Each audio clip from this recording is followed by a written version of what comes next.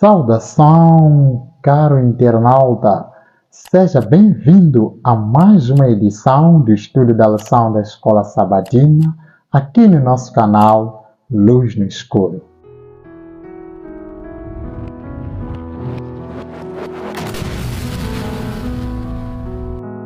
Quero desde já endereçar um forte abraço de forma especial aos nossos amigos que nos acompanham. Temos aqui o Bednak, que nos assiste a partir de Machis. Temos o Kemiel Artesanal, que nos assiste a partir de Brasil. Temos o nosso amigo Sérgio, que também nos assiste a partir de Brasil. E o nosso amigo Taibo, que nos vê a partir de Inhassoro. Sejam todos bem-vindos e renovar nosso convite de deixar aqui no canal o seu comentário, seu nome e de onde nos assiste. Para a nossa semana, teremos aqui a lição Vivendo em Sabedoria. Tenho a apresentar aqui o meu amigo que deseja endereçar-vos cumprimentos. Saudações, caro internauta. Endereço novamente o teu convite nesse pequeno espaço de reflexão da Palavra de Deus mediante o estudo da Escola Sabatina. Ok, muito obrigado, meu amigo. E falando da lição desta semana, qual é o nosso verso áureo? Lembrar que estamos no nosso livro de Efésios e hoje vamos discutir o capítulo 5, as reflexões que lá nos trazem. O nosso verso áureo, o que nos diz? O nosso verso áureo, que na verdade são dois, encontra-se nos versos 15 a 17. Passo aqui a ler. Portanto, vede prudentemente como andais, não como necios, mas como sábios, remindo o tempo, porquanto os dias são maus. Pelo que não sejais insensatos, mas entendei qual seja a vontade do Senhor. Então, este é o verso central que vamos extrair, o ponto-chave da nossa lição. Vede como andais, não como necios, mas sim como sábios. Daí o tema da nossa lição, vivendo com sabedoria. E para melhor compreendermos a nossa lição, vamos tentar entender este termo, sabedoria. Meu amigo, o que seria isso? O que entender, de modo geral, sabedoria, esse conceito? Exato. De uma forma generalizada, né? Poderíamos dizer que sabedoria é aquilo que nós escolhemos, né, fazer mediante um conhecimento que nós temos, ou seja, aquilo que nós escolhemos como base de gerência da nossa própria vida, ou seja, o nosso dia a dia, aquilo que são os nossos gostos, os nossos desejos. Então, a forma, o modo como nós procuramos gerir essas coisas consiste no termo sabedoria. Exatamente. Muito obrigado, meu amigo. Então, quer dizer, em linhas gerais, que sabedoria é a aplicação daquilo que é o meu conhecimento sobre um determinado assunto. Se eu aplico este conhecimento na minha vida prática, estarei sendo sábio. Ok. Então, era necessário entender este conceito, pois é uma das bases do capítulo 5 do livro de Efésios, da nossa carta, assim que é, de Efésios, não é?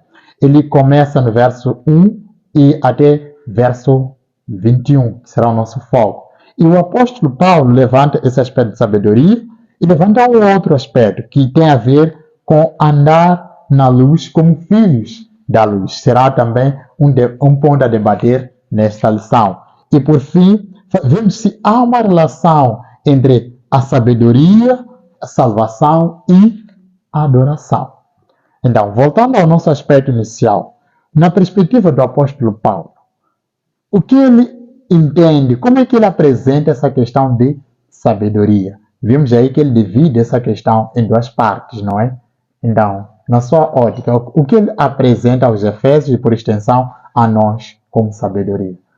Exato. Olha que Paulo, como teólogo, não só um homem que foi inspirado por Deus, ele procurou distinguir essa sabedoria apresentando-nos duas opções. Primeiro, qual é a visão do mundo no que se refere ao termo sabedoria?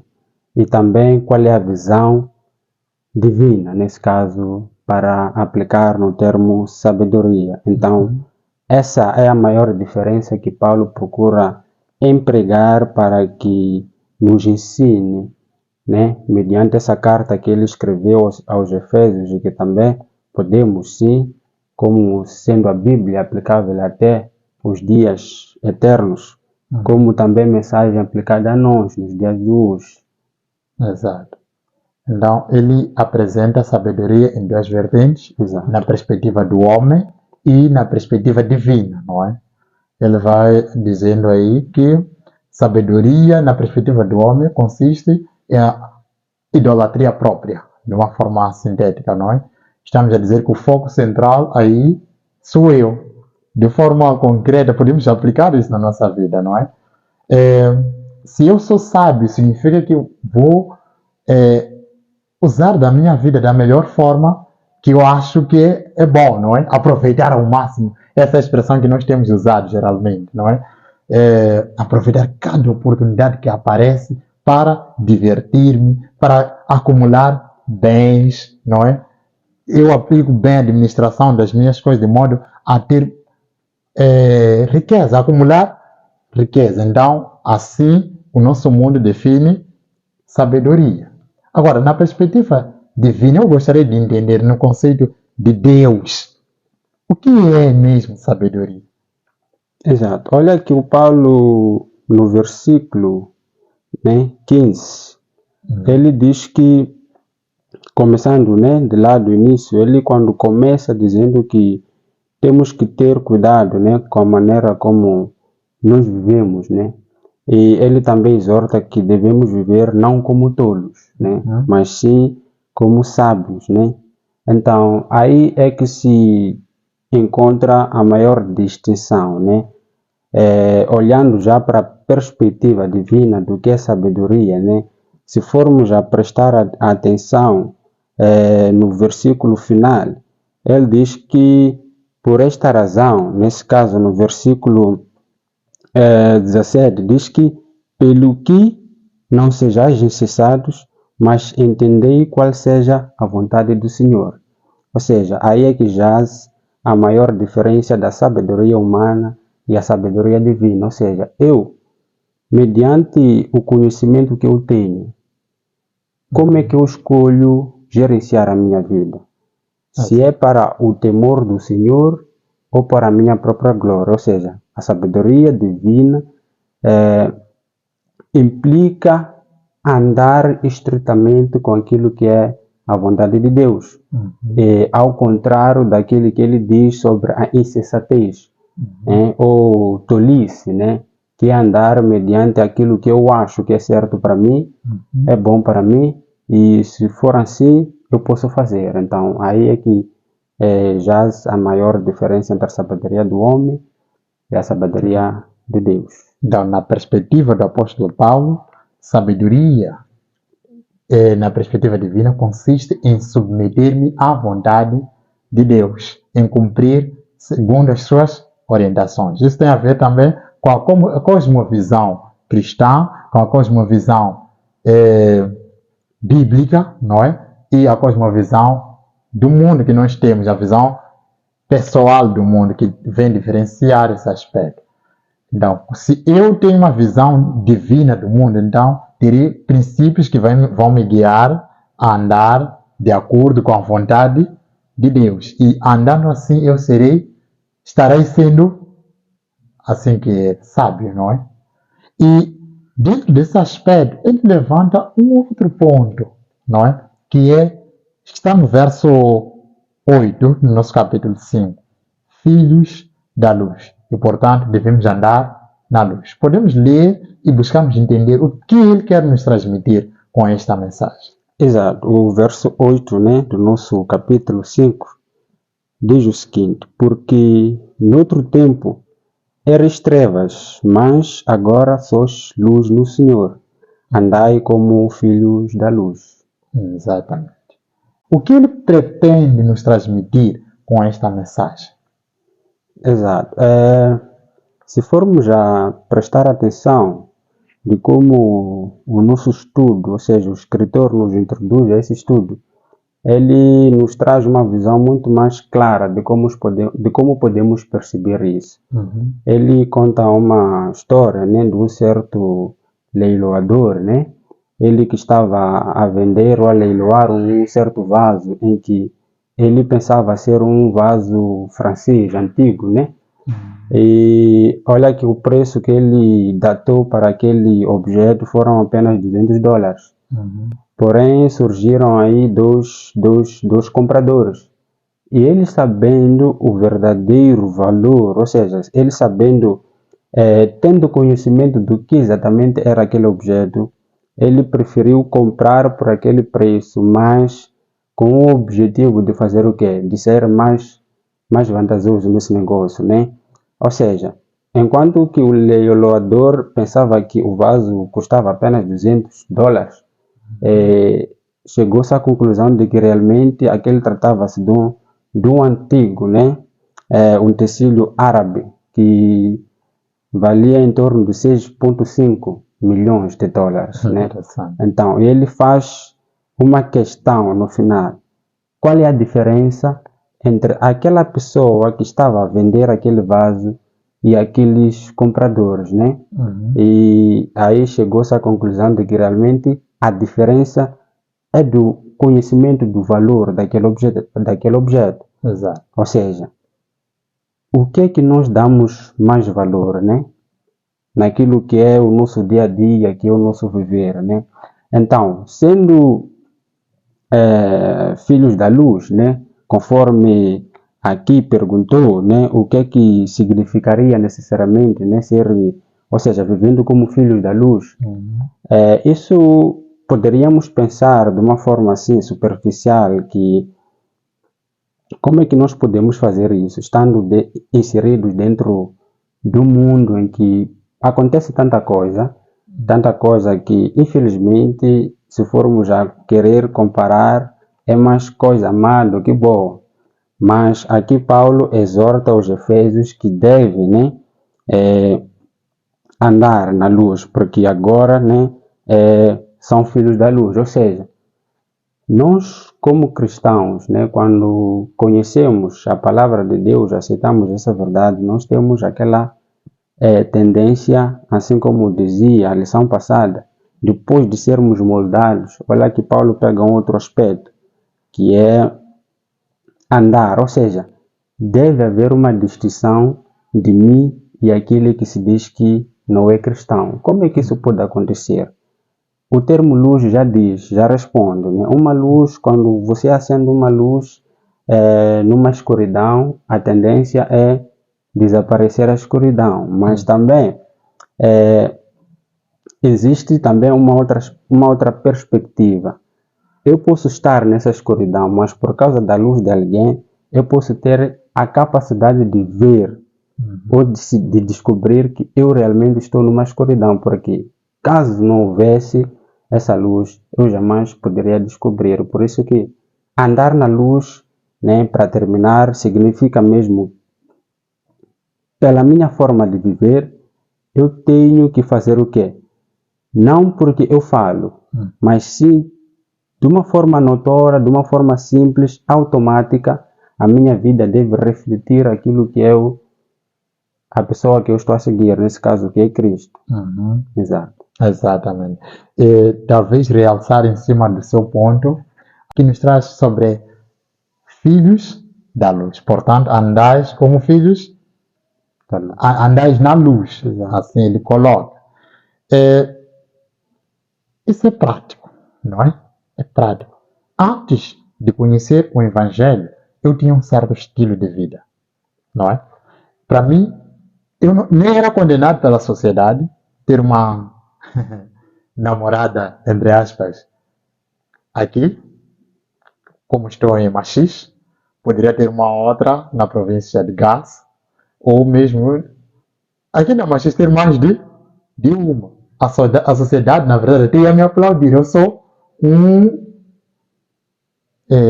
por falta de palavra melhor, os jovens usam mais essa expressão, player, ou clever, vejo muito, não é? Yeah. Eu sou muito bom, tenho 2 damas, consigo geri-las, não é? Não há problema. A sociedade aceita isso. Outro princípio que aceita é a sociedade até traz sem nenhum problema.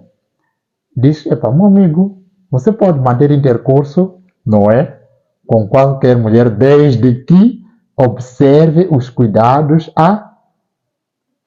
pré-estabelecidos, não é? De modo a não contrair doença. Não tem sido não tem sido essa a mensagem que nós recebemos por ativistas, não é? Recebemos essa mensagem. Então, ou seja, o nosso mundo tem uma visão totalmente diferente com a do céu. E todo mundo estava nessa visão antes de receber Cristo. E olhando para os Efésios, também não estavam longe. Os Efésios estavam inseridos num mundo grego-romano. Lá imperavam festas, lascívia, bebedices, imoralidade sexual. Para eles tudo isso era normal. Ademais, importa realçar que era uma forma de adoração de alguns deuses que eles tinham, não é? Mas quando eles recebem a mensagem da salvação, eles são encarados com um extremo oposto. Tudo isto que vocês observam como normal, como natural, o reino do céu diz que não é aceitável. Quem está em Cristo tem um novo padrão, um novo estilo de vida, não é? Ele vai trazer esse aspecto que, olha, vocês estavam em trevas, viviam na ilusão de que estavam numa vida boa, a caminhar bem, mas não passava disso. Era apenas uma ilusão. Hoje nós também vivemos nesta ilusão. Pensar que chofar bebida alcoólica está para melhorar a minha vida, vou me divertir na discoteca, estou a beber para descontrair. Na verdade, não estamos a descontrair, mas estamos numa ilusão de que estamos a descontrair. Mas ele chega e diz, olha, vocês foram chamados para a luz. E ele enfatiza a questão da imoralidade sexual. Imoralidade sexual. É um aspecto interessante e não vou deixar de fora, é que a mensagem dele não é focado para aqueles que estão para receber a mensagem, mas é enviada àqueles que já receberam a mensagem da salvação. Isto é, ele envia esta carta para a igreja. Ele manda essa advertência para a igreja. E eu olho para a minha igreja hoje. Quando digo minha igreja, se fala no mundo geral. Todo aquele que recebe Cristo.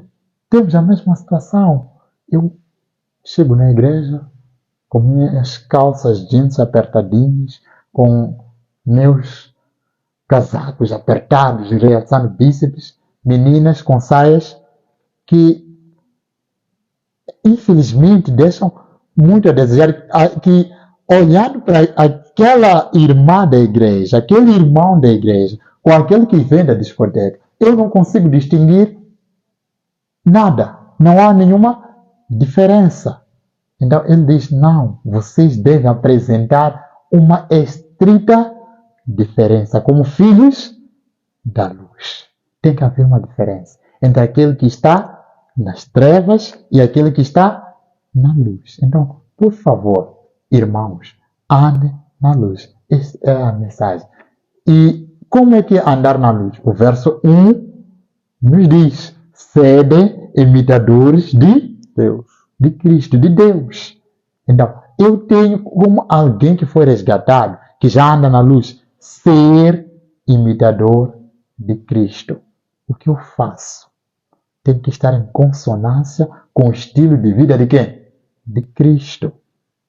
Como eu me apresento na sociedade, na igreja, em qualquer lugar, tem que haver a clara cópia daquilo que Cristo é. É verdade que não vamos alcançar aquela extensão do caráter de Cristo tão já, mas o pudor, a modéstia, a moral, o caráter tem que ser sempre, tem que ter como modelo Cristo.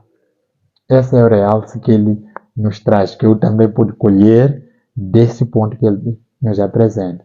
E parece que ele estava a profetizar o que está acontecendo na nossa igreja hoje. Nós jovens estamos nos perdendo, não é? Nessa verdade tão crucial. Jesus enfatizou muito: vós sois a luz no mundo.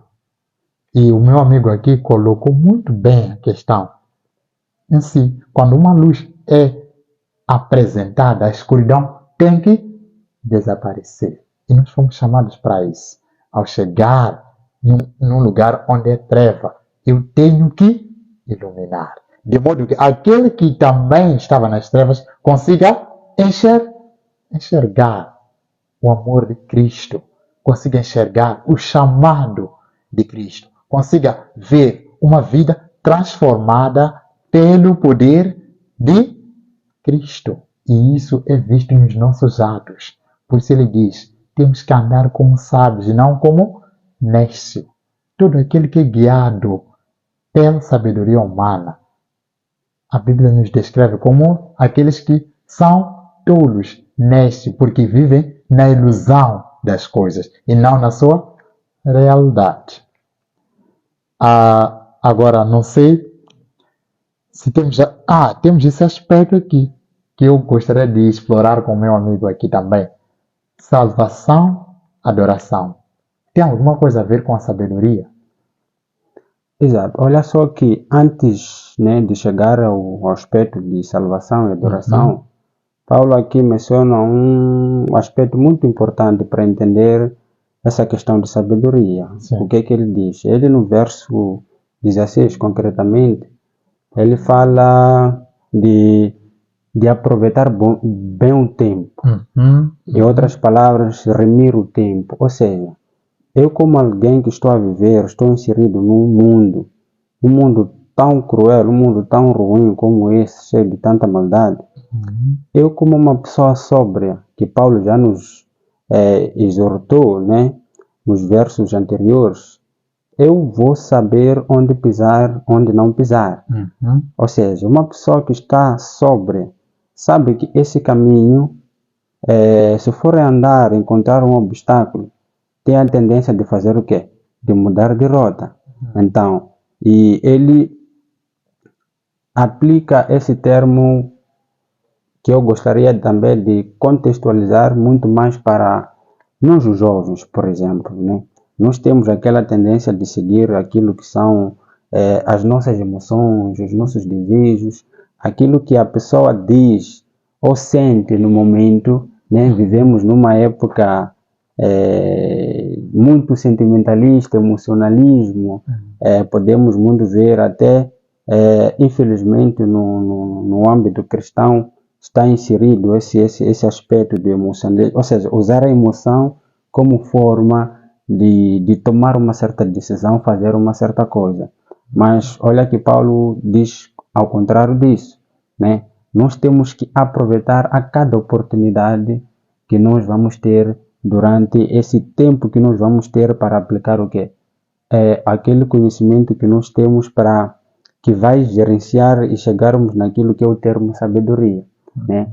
Então, isso obviamente que vai contribuir para a nossa salvação, né? Sim. Aquele que não é guiado pela palavra de Deus, porque uma pessoa sábia, uma pessoa sóbria, uma pessoa que vive, né, procura seguir essa sabedoria, obviamente que é alguém que está cheia, primeiro, de Cristo, segundo, vive mediante aquilo que é a palavra de Deus. E automaticamente, além de contribuir para a sua própria salvação, influencia também os outros, porque, conforme referimos no início, a luz não só brilha para mim, mas também brilha para aquele que está na escuridão, para ter aquela capacidade de enxergar o erro em que está inserido. Então, a salvação é certa, assim posso dizer, não porque compramos, mas sim porque nós estamos a refletir aquilo que já foi o sacrifício do nosso Senhor e Salvador Jesus Cristo. e obviamente também que vai contribuir na adoração. Imaginemos, né, uma igreja em que há mistura, né, daqueles que são cheios de Espírito Santo nesse caso, e outros que não estão inseridos nesse contexto. Como é que vai ser? Qual será a natureza dessa igreja? Como é que será a vida das pessoas dentro dessa igreja? Por isso que é muito mais fácil hoje em dia ver pessoas, por exemplo, da mesma igreja, mas com comportamentos totalmente diferentes, conforme o amigo mencionava no início, né? O próprio vestuário, né? Pessoas supostamente creem no mesmo Deus, mas têm concepções diferentes daquele mesmo Deus. Por isso que, com certeza, a sabedoria divina contribui para a salvação, assim como aquilo que é a nossa adoração ao nosso próprio Deus, que faz parte do nosso estilo de vida. É isso, é isso. É interessante mesmo. E é um aspecto que estive aqui a refletir quando falava pós-modernismo, impregnado pelo relativismo. Entrou na igreja de forma incrível. Eu tenho minha visão de que é seguir a Deus, tenho minha visão de que é adorar a Deus. Você tem a sua visão de adorar, do que é adoração a Deus. Mas a Bíblia não apresenta a verdade dessa maneira, mas sim como uma verdade absoluta e não relativa. Deus tem uma única forma de ser adorado, que é submetendo a minha vontade a Ele, rendendo-lhe graças, como diz o apóstolo nos versos 17 a 19, cantando salmos, salmodiando, dando graças ao Deus Pai, através de nosso Senhor Jesus. E o Senhor Jesus Cristo, Deus nos amou de tal maneira que trouxe seu Filho aqui na terra e morreu por nós. E, tendo morrido por nós, deu de graça a salvação. E não terminou por aí. Enviou o seu Santo Espírito, este que nos concede hoje sabedoria para andar na vontade de Deus. E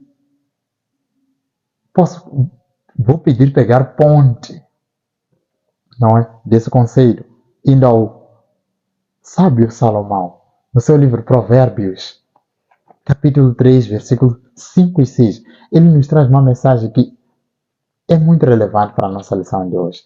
Não sei se meu amigo consegue me ajudar desse lado a ler esse texto. Exato. Provérbios, capítulo 3, versos 5, né? Vou começar no 5. Diz o seguinte: confia no Senhor de todo o teu coração. Exato. E não te estribes no teu próprio entendimento. Reconhece-o em todos os teus caminhos e ele endireitará as tuas veredas. Exato. Esta é a mensagem central. Reconhecer o Senhor em todos os meus caminhos. Não focar naquilo que eu acho que é certo, naquilo que eu acho que é a sabedoria, mas sim naquilo que o Senhor apresenta-me como sabedoria. Obedeça aos meus mandamentos para que lhe vá bem a sua vida. Deus delimitou um meio extraordinário para uma vida feliz, uma vida plena. E essa vida transcende tudo, pois ela é eterna, não é?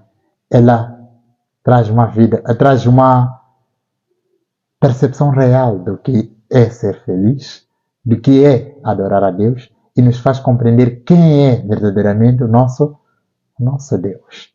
Mas para isso, nós temos que voltar ao nosso verso A, remindo o tempo, porquanto os dias são maus, são muito maus. A imoralidade, a inversão de valores já está no nosso meio e as coisas só vão tender a piorar. Por isso, ele ainda no verso no capítulo 5 diz: desperta, tu que dormes, levanta-te dentre os mortos e Cristo te esclarecerá. Cristo deseja iluminar a nossa vida. Por isso, vamos ressuscitar dentre os mortos. Vamos viver a vida que Jesus Cristo morreu para que nós tenhássemos. Uma vida repleta de amor fraternal. Um amor que me conduz a amar o meu próximo. E este amor tem como base o amor de Cristo. Então, vamos nos submeter a este amor e vamos ser sábios e andarmos na luz. E não como neste, andarmos nas trevas. Vamos exaltar o nome de Cristo e buscá-lo a cada dia e testemunhando do seu amor, da mensagem que ele nos deixou aqui na terra, seguindo os seus princípios. Esta é a essência desta mensagem. Não sei se o meu amigo tem algum acréscimo para trazer aqui sobre a lição desta semana, não é? Que nos apresenta o apóstolo Paulo no capítulo 5, nos versos 1 a 21. Exato, muito obrigado. São muitas lições que nós poderemos tirar dentro dessa lição, poderosíssimas. Porém, como talvez acréscimos finais, né? Falar, né, ao estimado internauta que, embora nós estejamos inseridos numa sociedade tão corrupta como essa, nós temos a capacidade, mediante essa luz que nós recebemos de Cristo Jesus, banir aquilo que é a escuridão que existe no mundo e, consequentemente, também introduzir essa luz para a humanidade. Ou seja, é possível fazer com que as pessoas vejam em mim aquele Cristo que eu creio. E, acima de tudo, que não deixemos de nos misturar com a sociedade. Isso não podemos deixar de fazer, mas também o que nós não podemos fazer é estarmos associados aos seus pecados, né? Assim como Paulo exortava aos Efésios, ele também exorta a nós. Temos que influenciar, ou seja, a nossa missão é levar as pessoas para Cristo. Então, essa luz deve ser como objetivo primordial influenciar essas pessoas para Cristo. E talvez como uma pergunta de reflexão que gostaria de deixar aqui ao internauta,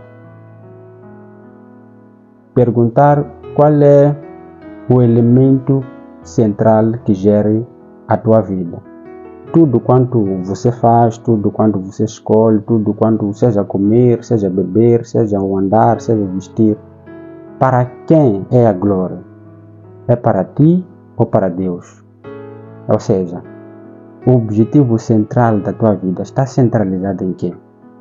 Ao homem ou aquele que fez o homem? Então, que possamos refletir nessa questão, que acima de tudo Deus possa nos abençoar e nos levar a termos aquela vontade de refletirmos a sua luz para o mundo, porque essa é a nossa missão, levar a mensagem para os que não conhecem a Cristo. E o maior componente para transmitir essa mensagem é através do nosso estilo de vida, porque os que estão lá fora não lêem a Bíblia, não conhecem nada sobre tudo quanto nós conhecemos, mas eles olham para nós e conseguem ver que nós adoramos. Muito obrigado. Esta é a reflexão que nós tínhamos para esta semana. Então, meu caro internauta, compartilhe essa mensagem com seus amigos, com seus familiares. Seja luz no escuro.